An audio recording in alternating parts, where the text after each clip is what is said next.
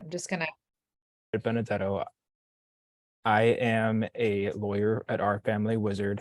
I'm based in Michigan, and in my role, I travel throughout Michigan and Ontario to help professionals like yourself, whether that be lawyers, justices, mediators, mental health professionals, you name it, anybody that works with parents in divorce and custody proceedings to try to help them understand Our Family Wizard and be able to serve their clients to the best of their abilities. So Ontario is one of our fastest growing areas, and it's my hope that by giving you guys a comprehensive understanding of our platform, that you guys will be able to gain more information and be able to assist your clients with the adoption of our services when needed. Scout. Hi, everybody. It's so nice to meet you guys. Thanks so much for coming today. I'm Scout. I'm also with Our Family Wizard, and you might see me in a one-to-one basis. I work more with professionals on helping you guys figure out how the tools work. If you have any troubles connecting with a client, I'll be there for you. So I'm kind of in the background, and I'll be monitoring the chat today. So if you guys want to unmute and ask questions, you're welcome to. Or if you just want to throw them in the chat, we're happy to get any questions you guys have answered today. So I'll also drop some resources in the chat as we go along. We've got a landing page for you guys that's got all of your resources on it. So I'll go ahead and let Brad take it away. Well, thanks. Yeah, and feel free to interrupt me at any time. You're not going to bother me. I want to make sure that you guys get all the information you need. So these are an overview of the features that we're going to be talking about today. These are core features. It includes the calendar, messaging, expenses, info bank, journal, and pro access features. We're going to go through each of these in detail, and we're going to start with the messaging function. So this is what our user interface would look like on a desktop or tablet.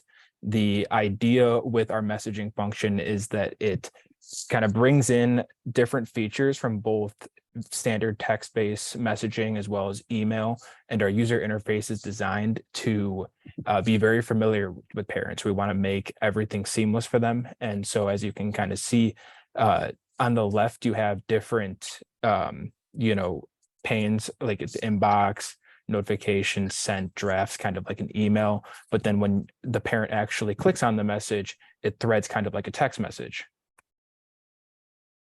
So this is what it would what a message would look like on a mobile app. So the main calling cards of our messages feature is that we have a first viewed, sent, and received timestamp. That we have document attachments that can be included with the text-based message, and messages cannot be edited or deleted. I don't know in Canada if you guys have those commercials with that Apple is putting out where parents or just people in general can unsend messages or edit messages up to 15 minutes after sending. Clearly, whoever at Apple created that feature is not a family law professional, because that could certainly be abused. And so our messaging function is designed to try to eliminate any kind of any pain points or any misunderstandings that could happen through this messaging. And so by having first viewed, sent, and received timestamps and messages not being able to be edited or deleted, it increases accountability for parents. And as professionals, you know that when your clients are using our messaging feature, everything that is going into the app is exactly what you're looking on the back end if you have to go back and review those messages later. Justices also really appreciate this because they know that accountability is there, and if they have to review something, it's exactly what went in. One of my favorite features of Our Family Wizard, and I think best feature of our messaging function, is our tone meter. So tone meter is integrated into our software, and as a parent is typing a message into the messaging function, that it will recognize words and phrases that can fall into a number of different categories, such as concerning, aggressive, or humiliating, and it will flag that word or phrase. So for example, if someone types a message saying, "Why are you so bad at being on time?" the tone meter will recognize that as aggressive. It will flag it on that message, and it will pop up to the parent and say, "Hey, when you're typing in, 'Why are you so bad at being on time?' that's aggressive." ideally, they will look at that, realize, okay, yeah, this is probably isn't the best thing for me to be sending to my co-parent, and they'll consider revising that message to something along the lines of, you know, promptness is important with this event. Please arrive on time, smiley face. So with the tone meter, we're not stopping the parent from sending those messages, because we're not trying to filter or otherwise, you know, inhibit them from saying what they want to say, but we're trying to enable them to have the tools to try to improve their communication. So we're trying to eliminate those arguments and conflicts that can occur through text to text communication. One of the common themes you all will see amongst all of our features is that we have reports that could be generated to show you what is going on within that feature of the application. So for the message report, this eliminates the need as a professional within family law to have to put together a bunch of fuzzy screenshots and try to drag and drop it from your email into a Word document to try to see what's going on with messages. Instead, just with the couple clicks of your thumb, either whether it be you or the parent that you work with, you can pull up an exact, very concise report of what is going on in the messages. And one of the recent updates that some of you might not know about with our messaging report feature is that we've added filters. So when you're generating the reports, you can filter based on a date range, you can filter based on the conversation, you can even filter down to an individual message if you want. And when you generate the report, it goes on our letterhead, and you know, it's really appreciated by professionals in the community because you can see pretty clearly exactly what's going on. Justices also really appreciate it too, because they're not looking at those fuzzy blown up screenshots on a Word document. The next feature we're going to talk about is the calendar feature. The idea here is that we have a shared co-parenting calendar that both parents can have access to, and they can see exactly what's going on pertaining to the children. So similarly to the messages feature, our calendar is designed to be very familiar with parents. We're trying to make it very easy for them to get started and integrated with this calendar feature. And, you know, it's very clean and concise, and it operates very similarly to what you would see with other top-based internet calendars, kind of like a GCal. However, we have additional features that are part of the calendar that eliminate some of those pain points that separated couples experience after they separate. So one of those is when parents are actually trying to take that parenting time schedule that they've either agreed to or they're ordered through a judgment or a court order, and trying to actually enter that into the calendar. So that is a huge hurdle, and I'm sure everybody here has worked with a parent that would struggle with that or has struggled with that, or probably many parents that have struggled with that.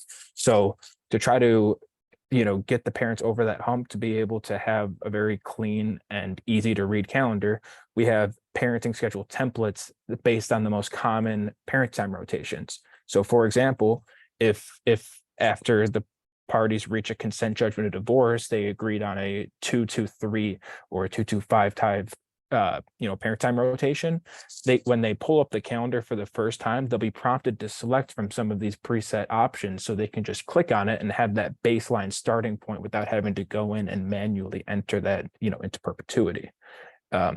We recognize that not everyone's doing one of these standard parent time rotations, so schedules can be customized as needed. And when the parent time schedule is either selected from one of the pre-canned options, or it's customized as they find appropriate, or whatever they've agreed to, it's the calendar is color coded for each parent's parenting time. So in the example on the right, what you're seeing is a 2-2-5-5. So if the parent clicked on that 2-2-5-5 option, it would automatically populate, and let's say orange is mom, purple is dad. It's just very clear and easy to read, and it automatically populates there. For the holiday parenting time, when parents open up the the calendar, once they get past that regular parenting time, they'll also have the option of selecting holidays.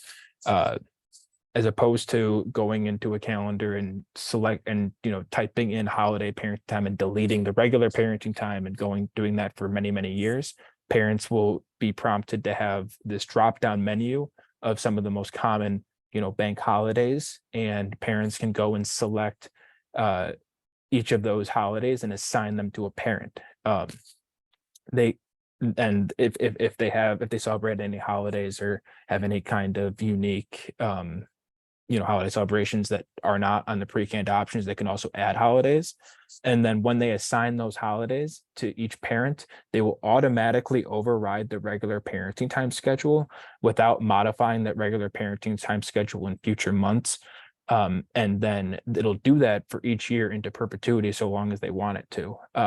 And it just makes it incredibly easy, so that they don't have to keep going back and doing that on a reoccurring basis whenever these holidays arise. Our events feature within the calendar provides color-coded pickup and drop-off responsibilities.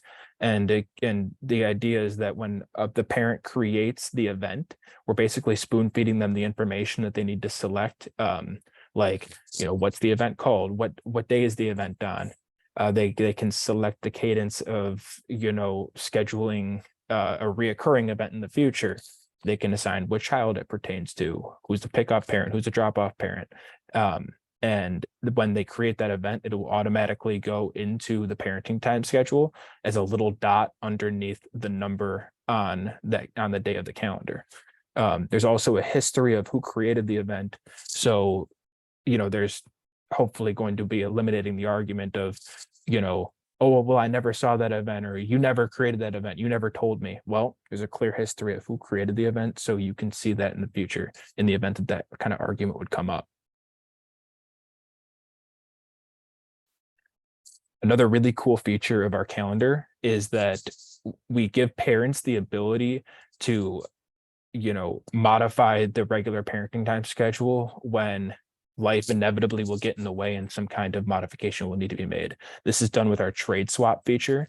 So in order to, when something comes up, whether that be, an illness or, whatever else that would require some kind of a modification, the parent can go into the calendar and make a trade request, and they provide a short reason, the time that would be traded or swapped, and a response date. And so in this example, you see on the right, Taylor, would originally have the 19th to the 21st, but instead wants the 12th through the 14th. So they just go and enter the little pieces of information, and they send it to their co-parent. This feature allows parents to do this directly through the calendar, as opposed to going into the messages and texting back and forth about it and potentially causing an argument through that text-based communication. So after the parent that is requesting the change, sends that request, the other co-parent has the option of approving, declining, or making an alternate offer. And so if the co-parent approves the request, then it's automatically updated in the parenting schedule. Or if they decline or make an alternate offer, then that notification will go back to the original requesting parent. So as you see on the right, in this example, the parent accepted that trade. So then the purple would change to the orange when that's accepted, and it's automatically integrated into the calendar. And this does not affect future months. This would only be for the time that was actually requested to be changed. Like many of our other features, the trade swap report has a clear history of everything that has been requested. And so I'm sure you can think of examples where one parent would just send trade requests at an unreasonable clip. They're always trying to exercise control over a situation. Or in the alternative, perhaps a parent would just unilaterally just decline everything and just completely neglect all reasonableness. Well, the trade swap report would show that and hopefully incentivize parents to not act in such a way because they know that they have that extra layer of accountability and that their actions can be clearly shown in this report. So this is just an extra layer of security for both, justices in the court or parents that are, or the professionals that they work with, trying to make sure that they're doing what they're supposed to be doing. The journal function has two main features that we're going to talk about: check-ins and moments. We'll start with moments. So this is what the journal would look like on a desktop or a tablet.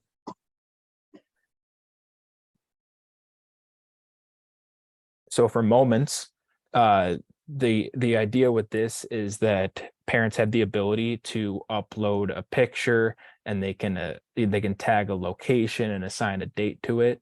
In my practice, one of the things that I find that this is very helpful for is when you have a parent that's on a a reunification plan, or perhaps they're under a supervised parenting time plan. I like to be able to suggest to the parent, hey, why don't you, upload a moment of you and the child or children showing that you're having a good time during your parenting time. It adds an extra layer of like positivity, and it shows their co-parent that they're doing, something nice with the children. It can also just be for parents that want to just upload pictures without necessarily sending a message attached to it.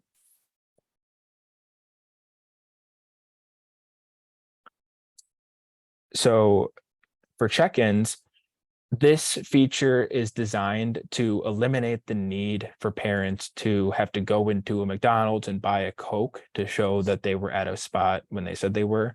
The check-ins are used to verify a parent's arrival at parent time exchanges or other events like an extracurricular, whatever it might be. The parent would go into the journal. They would click on check-ins, and they would they can tag any location that is within 500 feet of the user's exact location. And when they do that check-in, it has the time and location, and they cannot edit that date. So hopefully, if you have parents that are utilizing the check-in feature, you can eliminate those arguments of, well, I was at that, parent time exchange, and no, you weren't. And it just turns out that, one parent was on one end of the Walmart parking lot and the other one was on the other. You'd be able to clearly see that. We recognize that with check-ins, that parents' location data can be sensitive. You might have a situation where there's a personal protection order, or there's domestic violence, or whatever it might be, that would make a parent uncomfortable with sharing their location with the other parent.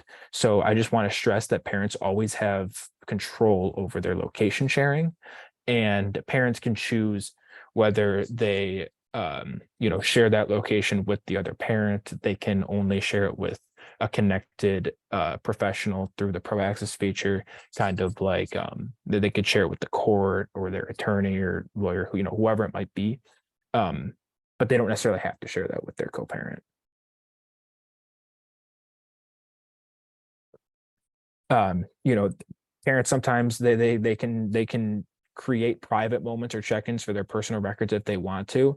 It doesn't necessarily have to be that they want to share the picture of the children during their parenting time with the other parent, or there might not be ordered to share the check-in information, but they just want to keep a log of it for themselves. So be it, they have the ability to do that, and that's within their discretion, as long as it's not in violation of their court order. Our journal function has the report that shows the entries for both moments and check-ins. You'll see what the entry date was, when it was created, who it was created by, and who it was shared with. So if there's a court order that says that they have to share the check-in information with the other parent, but they're only sharing it with their connected professional, or not sharing it at all, the journal report will clearly show that. So I'm going to stop here. Does anybody have any questions from what we've discussed so far?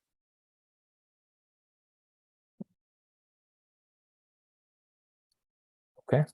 I will keep going. We'll talk about the info bank next. So I just think that the info bank is a great feature, regardless of whether it's a a high conflict case or not. I feel like every parent could benefit from this.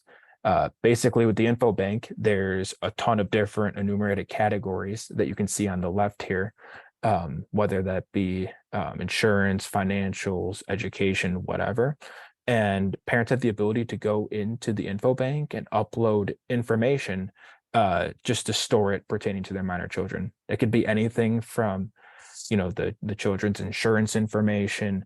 It could be their shoe size, their school class schedule, you name it. They can go in and upload it. So the parents don't have to constantly be messaging back and forth and, have an argument about whether or not they've already sent that softball schedule 5 times. They can just go to the info bank and pull that right up.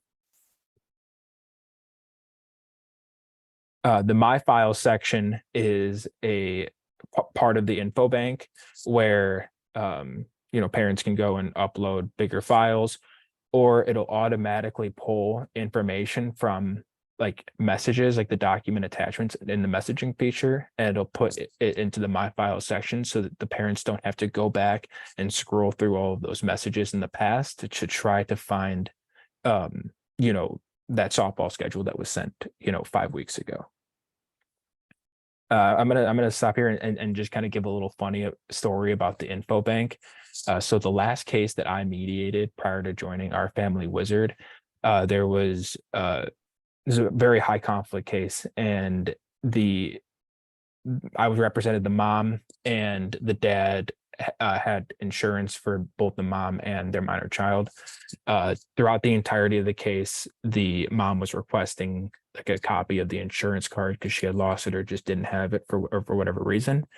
And the dad was just causing problems and not sending it. And I told the mom, hey, look, like we could file a motion with the court to go get it, but at the end of the day, that would be really expensive and time consuming just to get this. Like, let's hold off until mediation. So we go to mediation and we get through the entire agreement, and we at the very end, my client asked for the insurance card, and it turns out that the dad had not brought it. And so my client was ready to walk away from the entire deal because she was so fed up with not getting this insurance card. And I had to kind of think on my feet, because I'm like, I am not about to have this case, go into the trash. Like, we need to get this done now.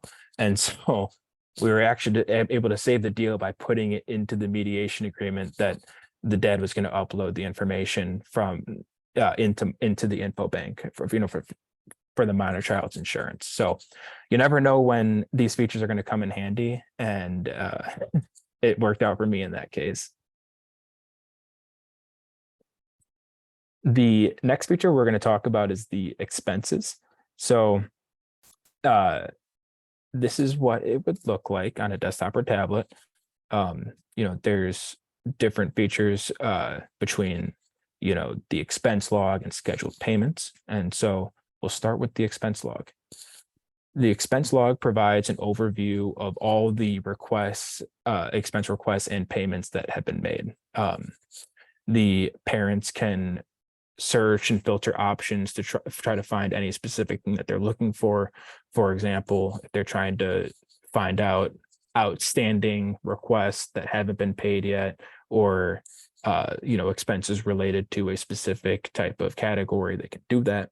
And then there's clear progress labels. So if let's say there's a $200 request, and the parent paid 100 of it or all 200 of it, then it would show that they either owe 100 or nothing.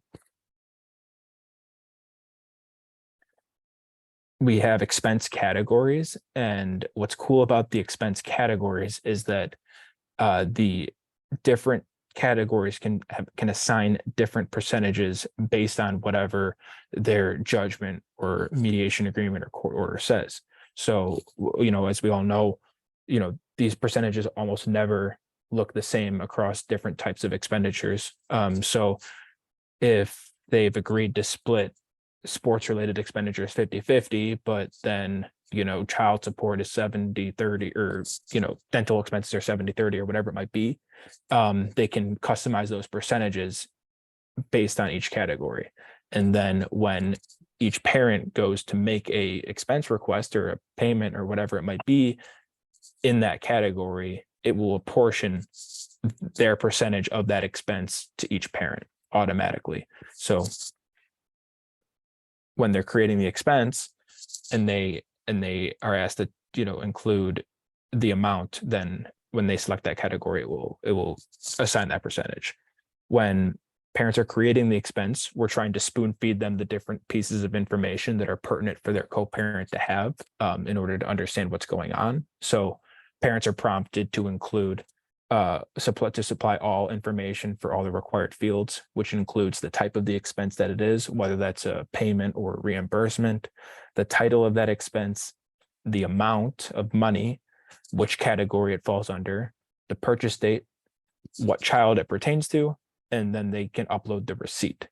And then, when they after they're done creating that expense, the totals are clearly displayed in the expense log for each parent pertaining to that expense. Parents also have the ability to do a private entry if they want. You might be thinking of why would a parent do a private entry? Well, some parents just like to keep track of different things because they're, just a type A individual that likes to keep everything in one place. But they also might also have the case where, it makes sense for the parents to do a private entry just because they're not seeking reimbursement. That aforementioned case that I was talking about where we had to, go to the info bank as a Hail Mary at the end of mediation. My client would buy winter clothes for their infant baby, and when they would do the parenting time exchanges, when her baby was returned to her, the expensive winter clothes that she had just bought would still be at dad's house. And then when she would ask for the clothes back, the dad would say, I don't know what you're talking about. And so, I would get the call from the client, what are we going to do about this? These clothes are expensive and I'm not getting them back. But of course she didn't have a receipt or anything. So even if we were to file a motion or talk about it later, besides just the he said, she said, there was nothing there to show for it. So if she had included the receipt and made a private entry, she would have all this in one place and there would not be no argument to be had because it would all be right there.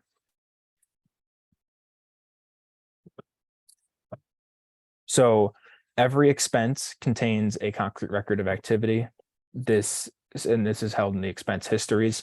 So, if, for example, if a parent requested that school supply expense for $80, and let's say that falls into a category that they're splitting 50/50, then it would show that amount to be paid is $40, and all the information for what, down to when that was created, when it was approved, when the funds were sent back and forth, it's all contained in that expense history in case you have to go back and talk about it later. The expense report breaks the different entries into the expense, into the expense log down, based on like the total expenses, where it just provides an overview of the different amounts put in and owed and et cetera, by each parent, but it also breaks it down by category. For example, child support, medical, dental, school related expenses, and it shows how much has been, put in there by each parent, who owes what's been paid. And so, if parents are diligent about putting all of their expenses related to the minor children into the expense feature, then it'll all be there. And hopefully, with money being such a sensitive issue, people can avoid ongoing arguments because you'll have all of that information clearly delineated within the app. So this is we'll talk about Pro Access next, and this is a very important feature for all of you as family law professionals. Pro Access allows all of you, as well as every other family law professional that works with parents on Our Family Wizard, to have a free account. So when I say a free account, you as a professional would have your own login separate from that of your clients, and you can connect to different parents with by either the parent requesting to connect to you or you requesting to connect with the parent. And so this is what your My Cases screen would look like with you connected to a bunch of different families. So after Sorry, you one with someone. Okay, after you connect to the different families, it'll clearly display on your My Cases. And when you're connected to the family, you have the ability to look and see what is going on in that client's account without having to log into their account or having to request that that parent sends you the information on their own accord. So when you are viewing the information in your client's account, it's kind of like you're their shadow. Like you go in and view exactly what they see. But if you click on a message and let's say that message has not been read yet and there's still a notification for that client to read, then you're not going to be getting rid of that notification or otherwise muddling the data of their sign-in history or anything like that. You can connect to as many families as you work with. You know, we're never going to cap you on that. And you know, parents can in theory message you through the app if you so choose, but the main reason that people use the Pro Access is to be able to view the information that is going on with their clients. So to just kind of illustrate what I'm talking about,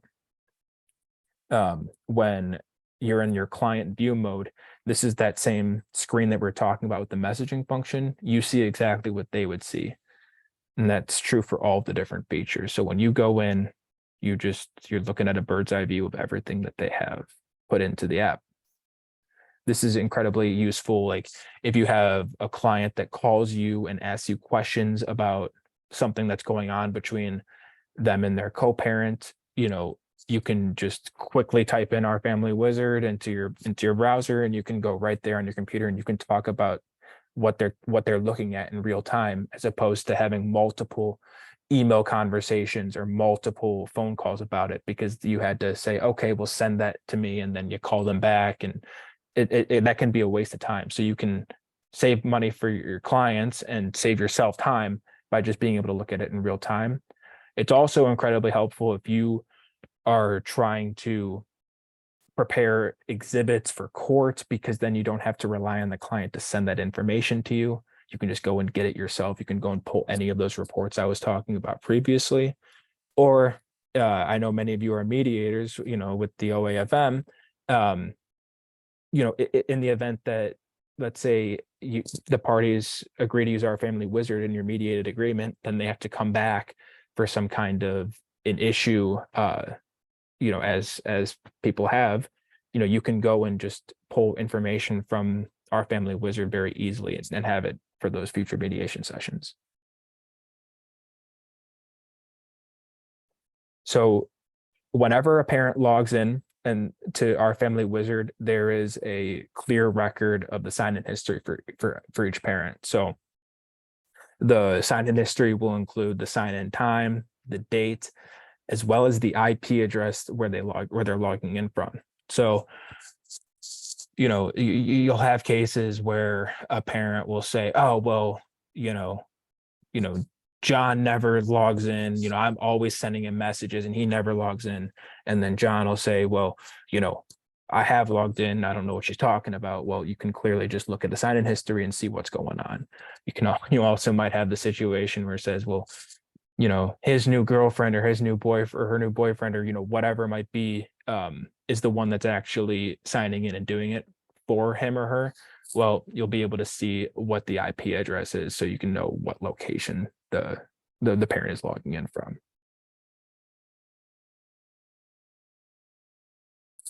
This doesn't come up too often, but it's worth noting that we do have business record affidavits in the event that you find yourself where one parent or another lawyer, whoever it might be, is questioning the authenticity of our records. We do have the ability to send a business record affidavit certifying the authenticity of the information that are contained in the reports and everything that's going on.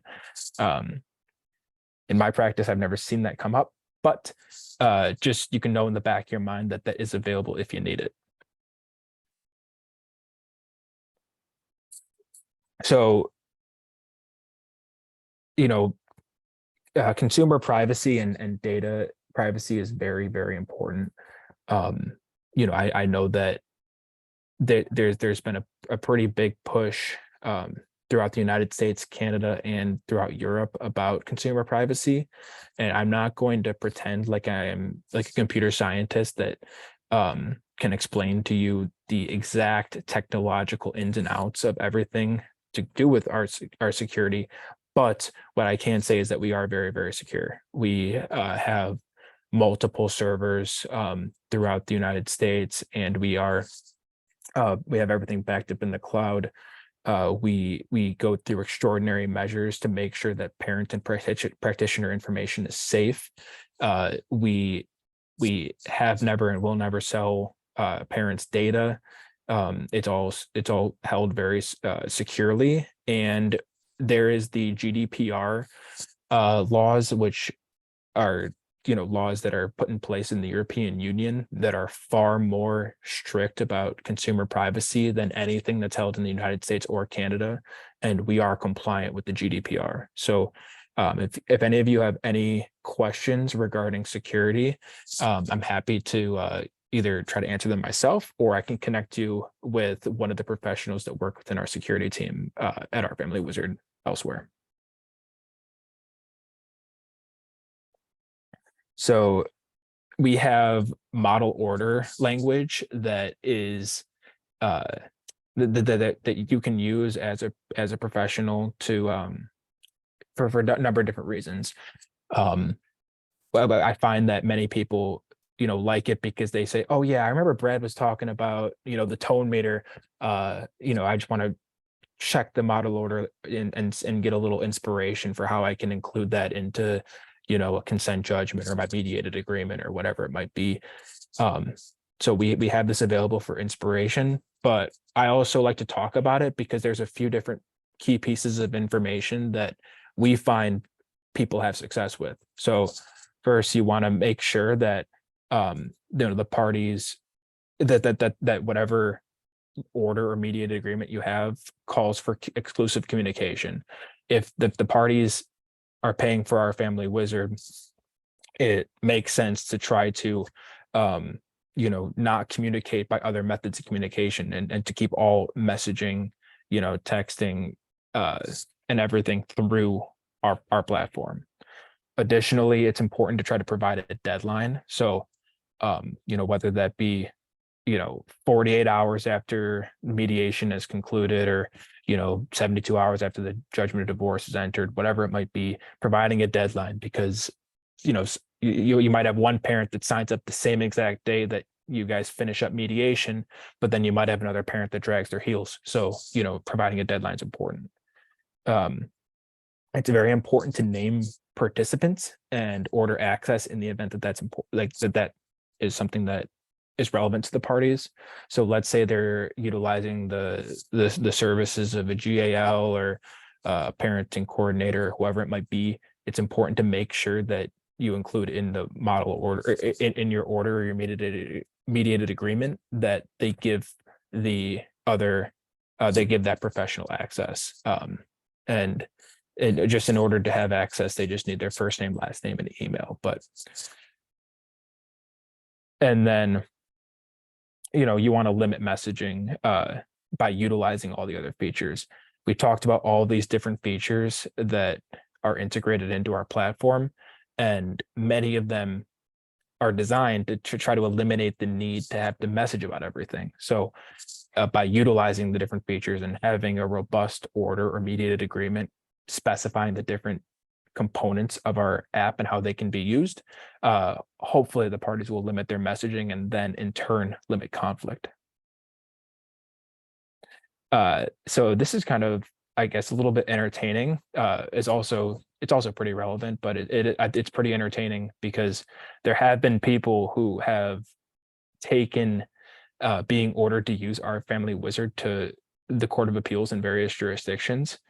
I can't really fathom why anyone would take that time and expense to do that. But in in the few times that it's happened, our family wizard has been upheld every time. Um, you know, we we include this here so you can know that in multiple jurisdictions we have been ordered um and upheld at the Court of Appeals. This one's pretty cool. They say the father's objection to this tool is perplexing. The purpose of our family wizard is to document and provide better communications to the parties. So you can rest assured that you're almost certainly safe from any kind of appellate overruling or a real conflict at the Court of Appeals.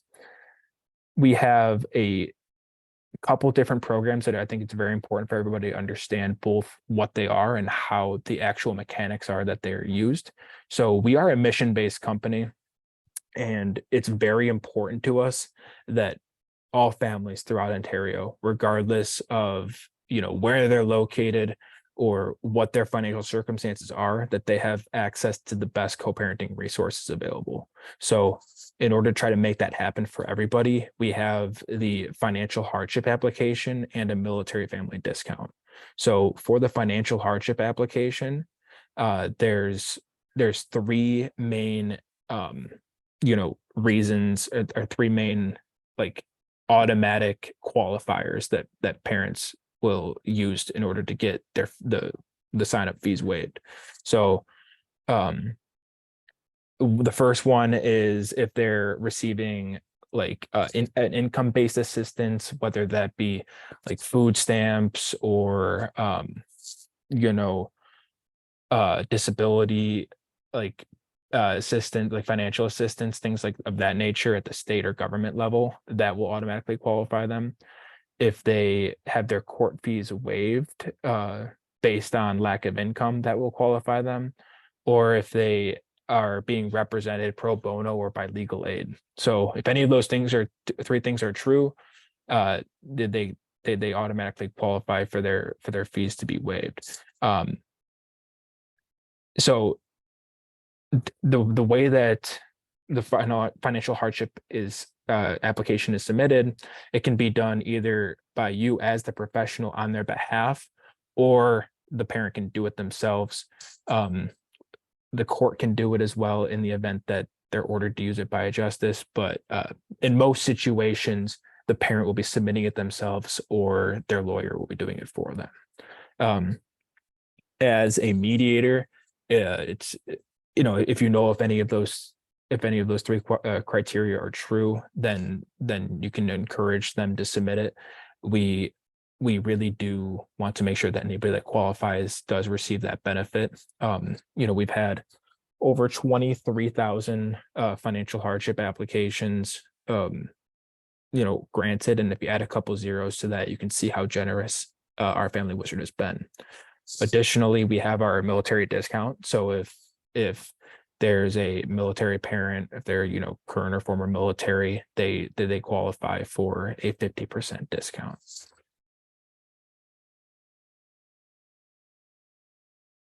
We have a dedicated in-house support team, and they can be used to answer any questions that either you or parents may have about any of our features. So they're available both by phone, email, and live chat on our website. They're available 7 days a week, and they speak both English and Spanish. So what I always tell people is that, and this could be the court or law firms, mediation office, whatever it might be, there's no reason why you recommending families to use our family wizard should cause you more of a headache. So if parents have any questions, please encourage them to utilize our customer support team.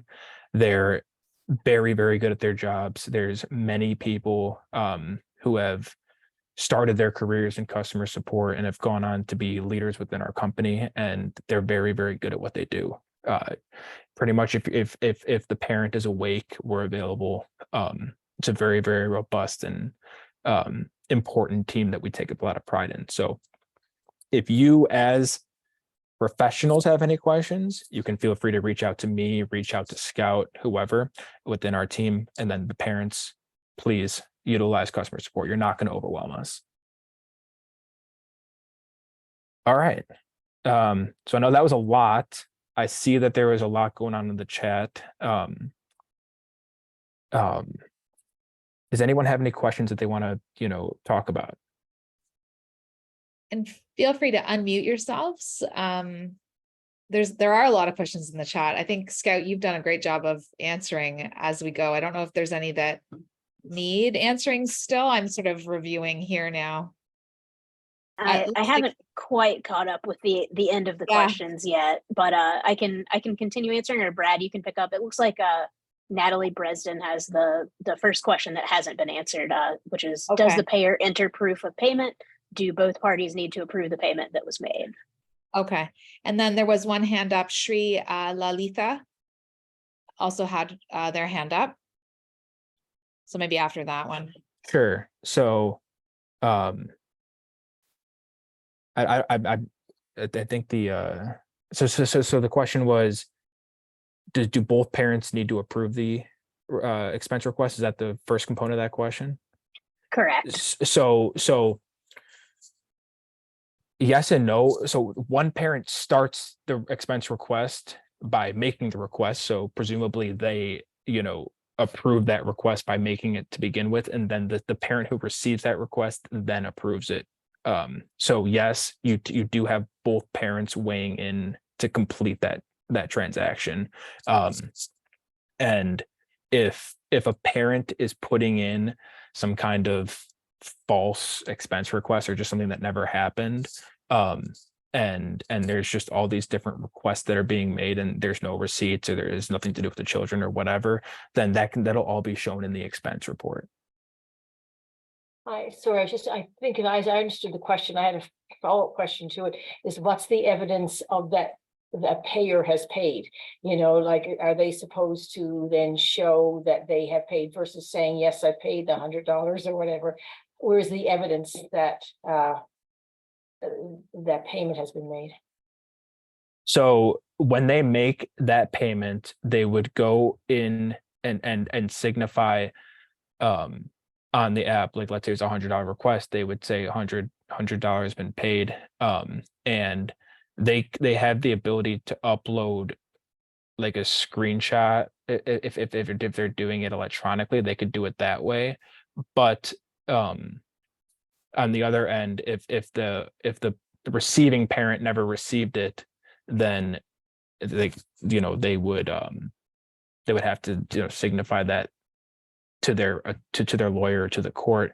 But it becomes tough with a cash transaction, right? Because you're using it as a way to store the information about payments that you're saying have happened, but it's not like you can upload a video of you handing over cash, right? So if in the event that there is some kind of a discrepancy as to whether money's been actually paid, I would urge you to go to the bank statements.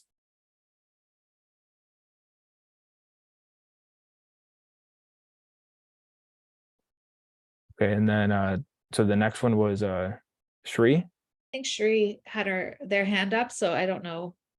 Maybe it was a Hi, miss. sorry, I just had a question about a third party using this with a parent because there is a restraining order.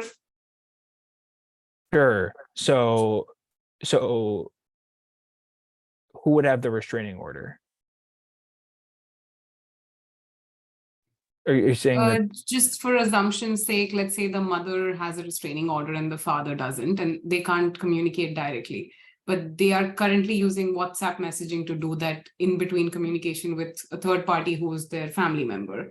So can they actually sign up for this app instead of, So it sounds like they would have to get that restraining order modified to be able to use Our Family Wizard to begin with. And it's Okay. because we're not going to say that, we're not going to recommend that anybody violates their restraining order, right? So I would, at least in my experience, in Michigan, they're called personal protection orders. And so in the event that you have two parents and there's a personal protection order or restraining order from one parent against the other, at least in my experience, I've seen judges very much inclined to modify that to allow for our family wizard only pertaining to the minor children. So that's how I would go about approaching it. So if the party is seeking to be able to communicate, I would say, hey, I would petition the court to have a modification to only be able to communicate pertaining to minor children through our family wizard. And the justice would probably be more inclined to do that because there's a clear record of everything that goes in and out of the app. You could always refer back to the message report, but by no means should they be just using our family wizard without ensuring that they're complying with their restraining order. Thank you. Yep.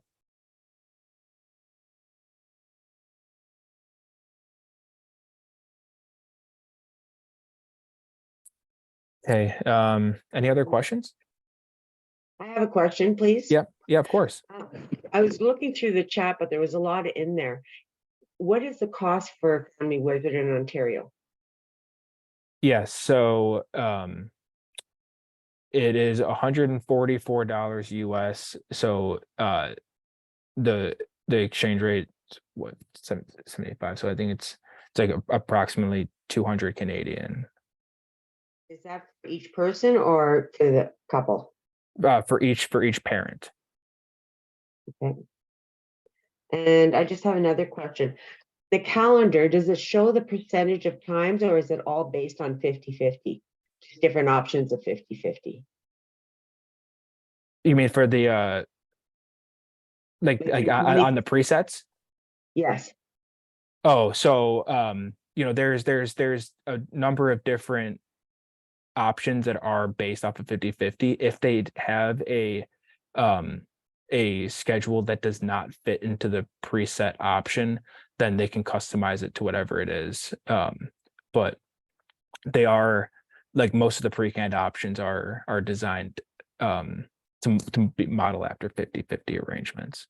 Okay, because some people may have like 45, 65 or not. Right, of course. And so like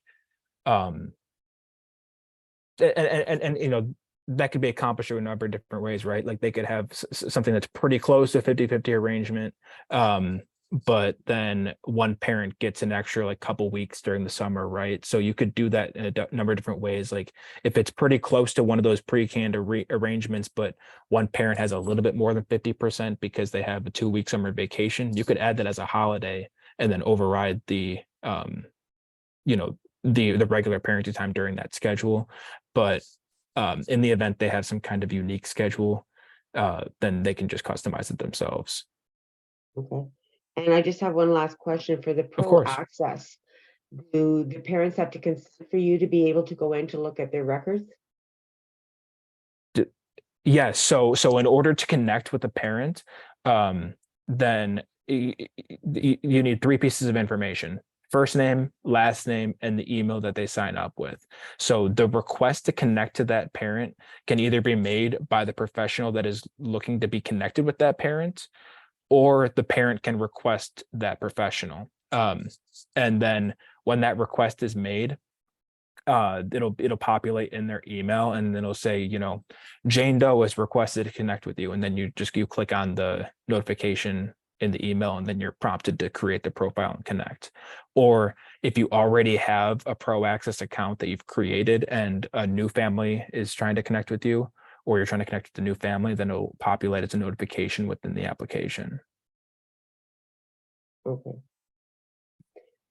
And when you access their records, they have any history of you accessing their records?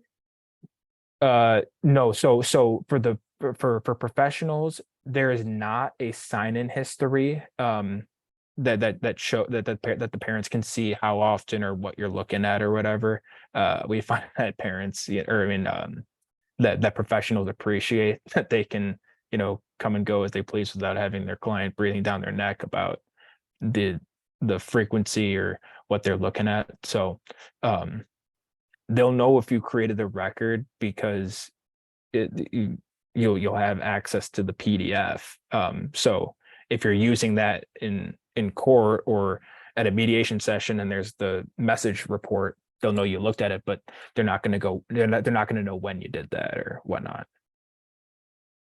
Hey, Brad, I will pop into the chat and put a message with a link to our Canadian plans and pricing that has like all of the specifics. I Yes, don't think please do. I don't think we have the essentials package in Canada. Okay. Thank you for doing that. Yeah, no problem. Brad, can I just ask, I assume that's a one-time fee, is it, or is it an annual fee? The 144 USD. yeah, it's annual. It is annual. Okay, Yes. that's Yes. important to know. Okay. Yes. Yeah. Okay. Thank you. And so, you know, that's the annual amount they would pay. In the event that they qualify for the financial hardship application, they can submit that once a year. Thanks. Yeah, just to clarify, it's basically around $130 Canadian per parent per year, depending on the exchange rate. But it is, like Brad was saying, it's yearly, but we do have to store a lot of data to get all that reporting. So it does have a lot to do with that. Apologize, folks. I had a little bit of a brain fart there. Thank you. No worries. It's a numbers thing, which is always the toughest for me too. That happens to me all the time. Yeah, I go back and forth between, you know, the US and Canada, and sometimes it blends together a little bit, but I know. apologize for that. You know, please feel free to check out that link that Scout included in the chat. Nice. I think that the Canadian dollar is at fault and should just be stronger and match the US dollar. And then we'd all be fine. Well, it's kind of nice. I get to go to Ontario and I get a little like Yeah. built-in discount on my meals. Yeah. There's so many US license plates around in Toronto. Lots of fun. Glad you're coming. Are there any other thoughts, famous last words? I'm very interested in this because from the collaborative perspective, which we haven't really talked about too much, we've talked a lot about mediation, but we have family professionals in our collaborative files that do a lot of the parenting plans and a lot of coaching with parents. And I could see, and I guess I'll hear from them and they'll let me know, because I know a couple were on this, that this could be a great tool for them, right? It doesn't have to be the lawyer's tool. I think getting some buy-in from clients, and maybe over the longer term, they might go back to that family professional. But in the meantime, that family professional could be guiding and seeing what's happening and maybe fine-tuning the parenting plan through our Family Wizard, which I think would be a great tool. And I'm curious to know if any of them have used it. So we'll be definitely following up on this. Yeah, I've heard about collaborative professionals. I mean, like even financial professionals, right? Because so with the Pro Access, you can have a third-party neutral connect to both parents, and it would just be 2 requests versus 1, and you would need both parents to approve it. But you know, you can have third-party neutrals utilize the info bank to have different pieces of information go to both parents, and you know, and you can have the mental health professional within the collaborative process be able to review the different information that goes into the app in their sessions with the parents. And so we find that many collaborative professionals, not just lawyers, you know, do recommend our Family Wizard frequently and find it very helpful in their practices. Great. Good to know. Excellent. I think we're coming right up to the hour here at 2:00. So thank you so much. I'll hit stop record.